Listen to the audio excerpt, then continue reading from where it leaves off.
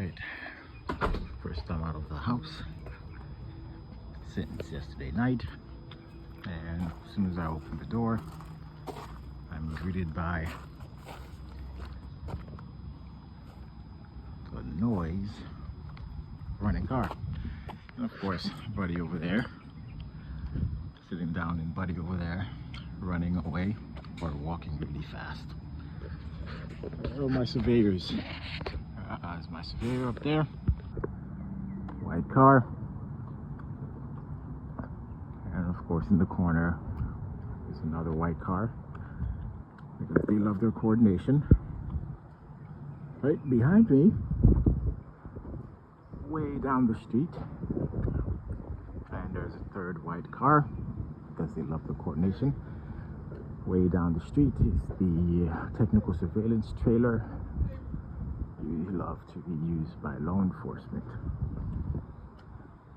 Now that we got that out of the way, let's get into it.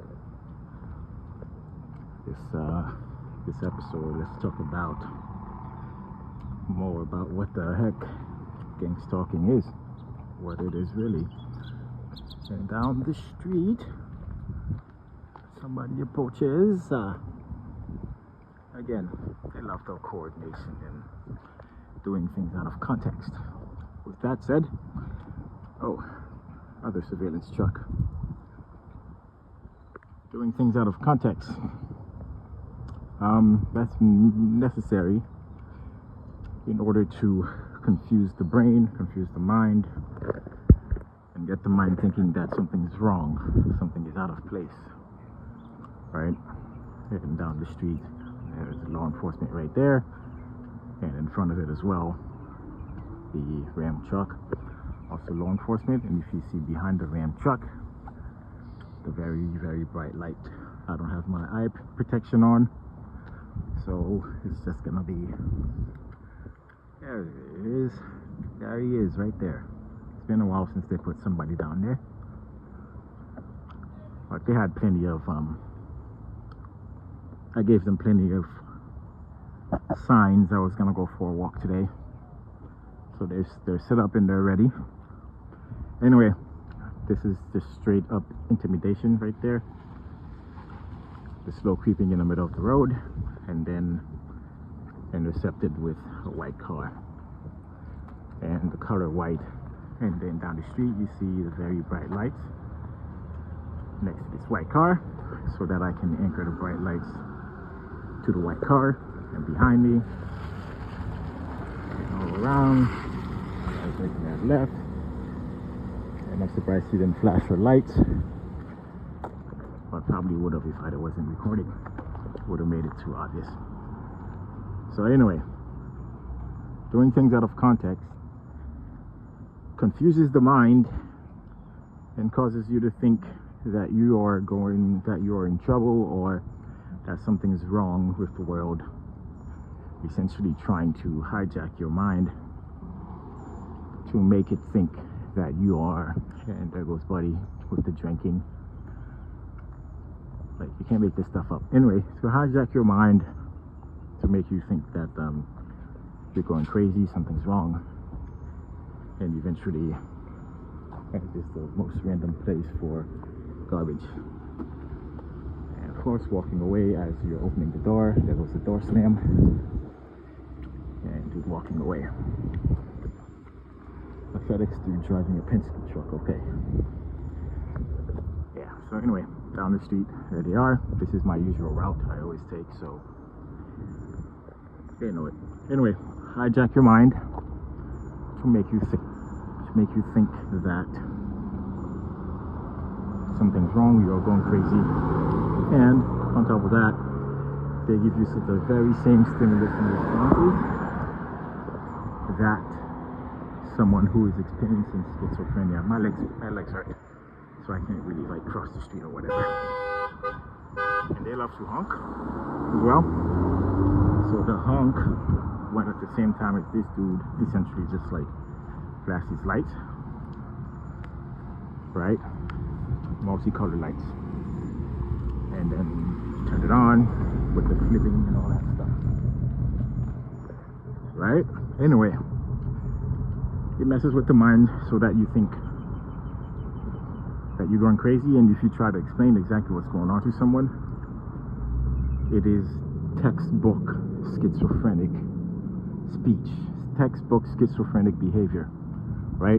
Like I'm walking down the street and all these people are doing all these crazy things, and I get to the dog shelter and there are 3 white cars parked, you know, next to a black car, parked next to 3 more white cars as a blue truck passes me. But then before that there was a Ram truck. Like if you tell that to anybody, any psychologist or psychiatrist, and they're gonna ask you who are these people, you know, who's the group?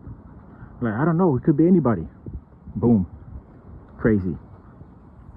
So you have to be cognizant of what's going on and what's happening to you. And the most unfortunate thing is a lot of people involved, they don't really know how deep this thing goes. You know, if you're getting canceled, if this is part of canceling, harassment or whatever, and you're getting the police called on you, this thing goes deep, man. It goes oh wait, where was I going with this? All right, so anyway, let's just say you are one of the individuals that find themselves on the government watch list, and this is step 1 of the harassment that you experience. Now if you don't know, you're just sitting there like, oh my god, there's a bunch of gang stalkers coming out to get me. Now you use that term, no one's gonna listen to you. They're gonna say like, oh okay, another crazy gang stalker, conspiracy theorist person. So you don't say that. You just say there's a group of people. There are multiple perpetrators who are engaging in coordinated activity that is objectively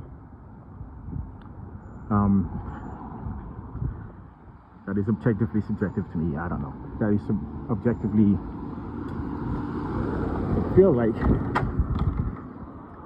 targeted activity, right? Because it happens every time I do A, B, or C. But you have to be careful about who you say that stuff to, because everything is scrutinized. Everything that you do is scrutinized. Your phone has malware in it, so when you're recording, the government sees what you see. See, car in front of me, car to my left, car to my right, to hide car behind me. Right? So anyway, everything you do is scrutinized. Your phone has malware on it, Pegasus, look it up. Military grade spyware that's used by the most sophisticated groups. 1, 2, and then 1, 2 again, and then 1, 2, and then 1, 2, 3. What was that? We're trying to get that stimulus response going. Where was I? Look at this. That is way too much like motion. And it does it, they also do it so it could like overwhelm your mind to induce like a nervous breakdown. So this is all visual stimuli. It's all visual stimuli, right? Now you will take visual stimuli and you'll mix it with a sense of smell, like this garbage can right there.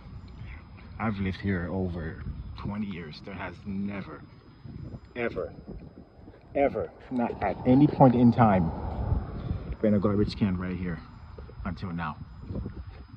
And it has the same exact smell as the smell that I'm getting, that they are conditioning me with, so I can have a stimulus response with the visual, with the smell, just like I do with the cars. So anyway, man, I lost my train of thought. What was I talking about before all these went haywire and I had to derail my conversation? I'll review this, I'll make a part 2. Anyway, going back to who and why.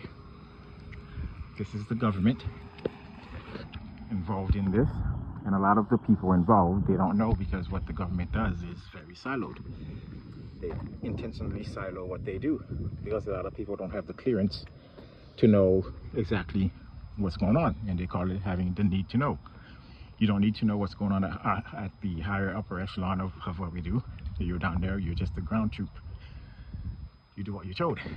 You know, if we say, hey, we need you to, when this guy exits his home, every time he exits his home, we need you to drive around him like 5 times and do ABC. That's what you're gonna do.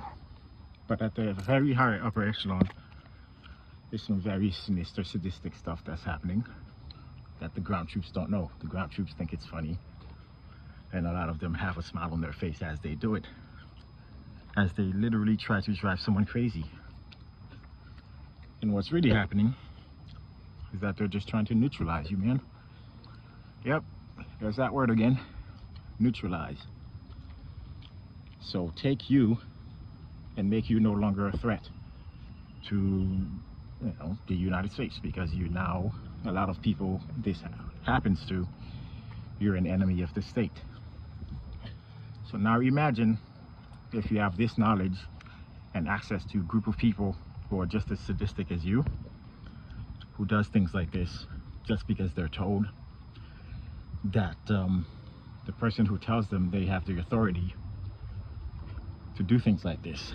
Not only are you looking at like Nazi Germany, but you're looking at other things as well, like other problems and so on and so forth. Anyway,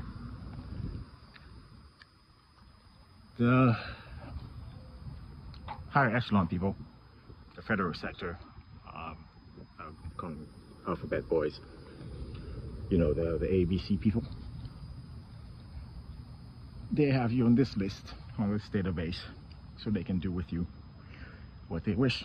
You have no right when you're in this database, because you are now a T word, and you can figure out what being a T word is about. You know what happened on the towers way back in the day. So anyway, once you're that, you no longer have the right for anything. They get a FISA warrant on you.